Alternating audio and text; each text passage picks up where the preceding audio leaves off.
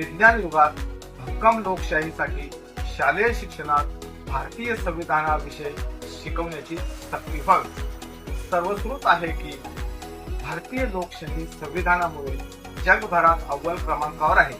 संविधान निर्मिती पार्श्वभूमी सन 1946 पासून सुरू झाली। 299 सदस्यांसहित कार्य सुरू झालं। त्यामध्ये प्रामुख्याने डॉक्टर बाबासाहेब आंबेडकर मसुदा समितीचे अध्यक्ष होते।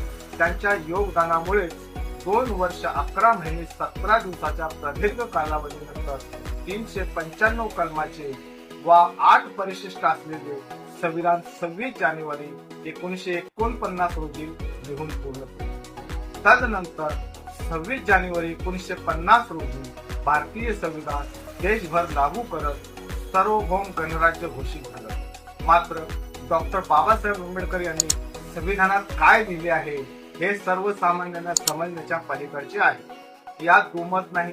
संविधान समजण्यासाठी संविधान करण्याची आज ही गरज लागते। संविधान म्हणजे देशभराच्या कारभाराचा तरतुदी असलेला आमूलाग्र ग्रंथ म्हणजे संविधान म्हणता येईल। त्यामध्ये न्याय, स्वातंत्र्य, समता, बंधुत्व, समाज निर्मिती, मानवतावादी, लोकशाही शासन व्यवस्था, मूलभूत हक्क, वैज्ञानिक दृष्टिकोन, प्रतिष्ठा, समाजवादी, धर्मनिरपेक्षता, लोकशाही गणराज्य, समाज कल्याण, सामाजिक न्याय, आर्थिक न्याय, राजकीय न्याय, सांस्कृतिक, शैक्षणिक अशा अनेक तरतुदी असलेला सुसंस्कृत ग्रंथ म्हणजे भारतीय संविधान।